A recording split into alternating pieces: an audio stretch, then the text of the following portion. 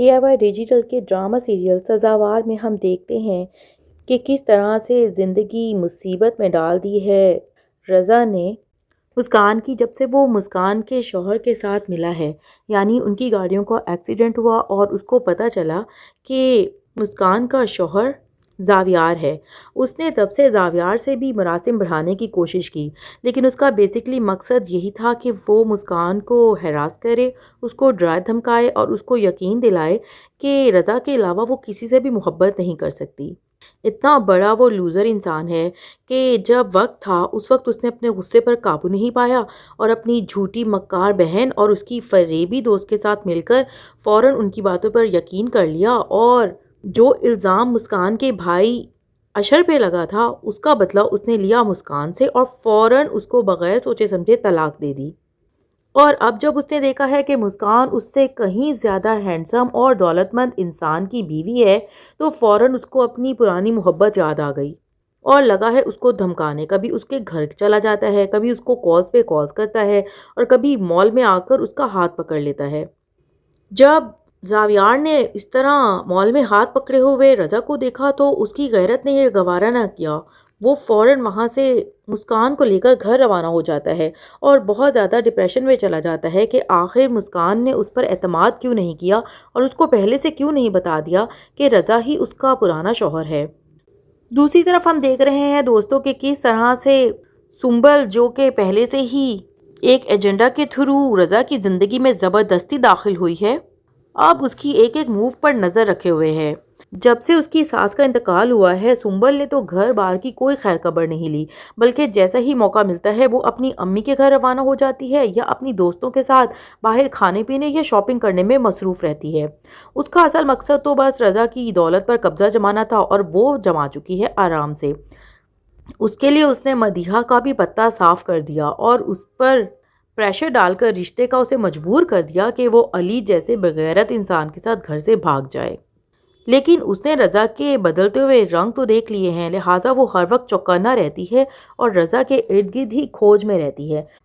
اور آخر پا ہی لیتی ہے وہ راز جو کہ رضا اس سے راز ہی رکھنا چاہتا تھا، یعنی رضا کا بار بار مسکان کو کالز کرنا، میسیجز کرنا اور تنگ کرنا۔ اس بات پر تو سنبل آپے سے باہر ہو جاتی ہے اور لڑائی جھگڑا کرنا سٹارٹ کر دیتی ہے، جبکہ رضا اس کو کہتا ہے کہ تمہارا مقصد ہی کیا ہے میرے موبائلز میں گھسنے کا، یا میں مسکان کے بارے میں جو بھی فیلنگز رکھوں یا اس سے جو بھی باتیں کروں اس سے تمہیں کوئی مسئلہ آخر کیوں ہو رہا ہے؟ تم تو میری محبت ہو ہی نہیں، تمہارے زبردستی کرنے پر ہی تو میں نے تمہیں اپنی زندگی میں شامل کر لیا، ورنہ مجھے تو تم میں کوئی انٹرسٹ ہی نہیں تھا۔ تو سنبل اس کو یہی کہتی ہے کہ واؤ، تمہارے گھر کی ذمہ داری میں لوں، دھیان میں رکھوں، نوکروں کی طرح سارا دن کام کروں، اور تم چلے ہو مسکان کو یاد کرنے۔ جس پر رضا اس کو چپ کروا دیتا ہے کہ کون سی ذمہ داری تم نے اٹھائی ہے؟ کبھی میرے باپ کو تم نے اٹھ کر کھانا تو پوچھا نہیں، نہ ہی کبھی تم مجھے زیادہ تر گھر میں دکھائی دیتی ہو، بس میری دولت پر ہی تمہاری نظر تھی، وہ تم نے اپنی عیاشی پوری جاری رکھی ہوئی ہے، لہٰذا تمہارا کوئی مقصد نہیں بنتا میری زندگی کے بارے میں کوئی بھی فیصلہ کرنے کا یا جانچ پڑتال کرنے کا۔ سنبل یہ سب سن کر آپے سے باہر ہو جاتی ہے اور اس کا بدلہ وہ یوں لیتی ہے کہ بغیر سوچے سمجھے وہ مسکان کے گھر چلی جاتی ہے، یعنی کہ اس کے سسرال چلی جاتی ہے اور گارڈ سے کہتی ہے کہ مجھے مسکان سے ملنا ہے۔ گارڈ اسے بہت رسپیکٹ سے لے جا کر ڈرائنگ روم میں بٹھا دیتا ہے، بٹ وہ لڑکی چیخنا چلانا شروع کر دیتی ہے اور ساس یہ سارا شور شرابہ سن کر آ جاتی ہے اور مسکان سے پوچھتی ہے کہ مسکان آخر یہ کون ہے، اتنی بدتمیز لڑکی، اور آخر کیوں یہ اس طرح سے تم سے بات کر رہی ہے؟ جس پر سنبل خود ہی اپنا تعارف کراتی ہے کہ میں وہی ہوں جس کے شوہر کے پیچھے آپ کی بہو پڑی ہوئی ہے اور میں اس کے پہلے شوہر کی بیوی ہوں اور یہ ہم دونوں میاں بیوی میں فساد ڈال رہی ہے۔ سنبل تو پہلے ہی یہ سن کر شاکڈ ہو جاتی ہے اور اس کی ساس کو بھی آخر وہ ثبوت مل ہی جاتا ہے جس کی ڈھونڈ میں وہ تھیں، اور زاویار کو بھی کہہ چکی تھیں کہ مسکان تم سے کچھ چھپا رہی ہے۔ ساس تو پہلے سے ہی مسکان کو پسند نہیں کرتی اور یہ سن کر تو ان کو اور بھی زیادہ خوشی ہوتی ہے کہ ایک راز ان کے ہاتھ لگ گیا۔ لیکن دوستو سب سے اچھی بات یہ ہے کہ مسکان نے اپنے شوہر زاویار سے کوئی بات راز نہیں رکھی، بلکہ اس کو اعتماد میں پہلے سے ہی لے چکی ہوتی ہے، تو ساس کی دال یہاں پر گلنے والی نہیں لگتی اور جلد ہی سنبل بھی دونوں جگہ سے بے عزت ہو کر نکلے گی، اور اس کے ساتھ ساتھ مدیحہ کے ساتھ اس نے جو کیا ہے تو مدیحہ بھی اس کو کہاں ہی چھوڑنے والی ہے۔ تو یہی لگتا ہے دوستو کہ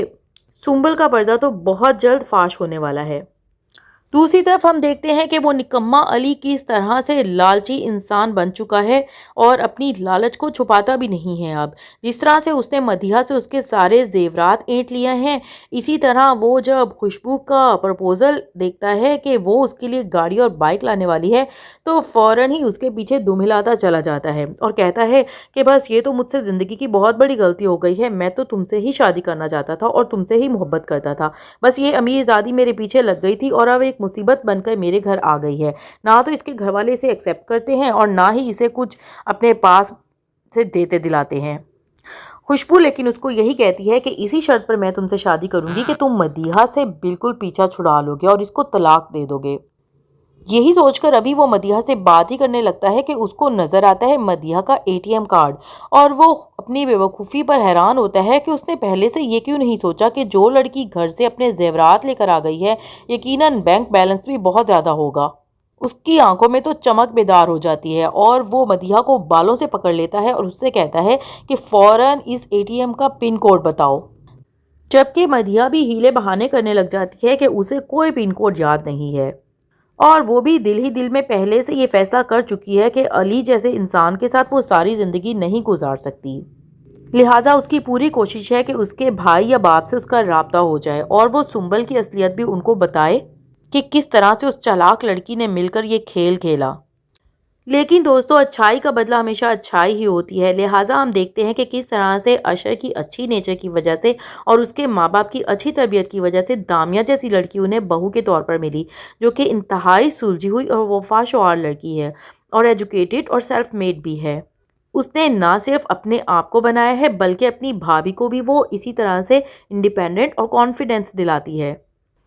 कि वो भी अपने पैरों पर खड़ी हो सकती हैं और उन्हें कभी किसी के सहारे की ज़रूरत नहीं होगी। लिहाजा वो अपने ससुराल के साथ साथ अपनी भाभी का भी दिल पूरी तरह से जीत चुकी है। तो दोस्तों, हम देखते हैं कि बुरे का अंजाम बुरा और अच्छाई का बदला कभी भी नहीं चूकता।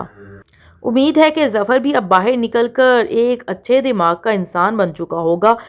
और अपनी बीवी के साथ साथ अपनी माँ की भी फुल जिम्मेदारी उठा लेगा। जबकि दूसरी तरफ सुंबल और मदीहा का ड्रॉप सीन भी जल्द ही नजर आ रहा है। यकीनन वो अपनी बुराई के अंजाम को जल्द पा लेंगी और रज़ा के इमेच्योर बिहेवियर के लिए यही काफ़ी है कि उसको अपनी मोहब्बत कभी नहीं मिलेगी, क्योंकि मुस्कान तो सारी ज़िंदगी ज़ावियार के साथ गुजारने का फ़ैसला कर चुकी है और वो उससे मोहब्बत भी करने लगी है और यकीनन अब वो अपनी सास का दिल भी जीत ही लेगी। ड्रामे में आगे क्या होता है ये जानने के लिए हमें सब्सक्राइब कर लें और हमारे साथ रहें। शुक्रिया।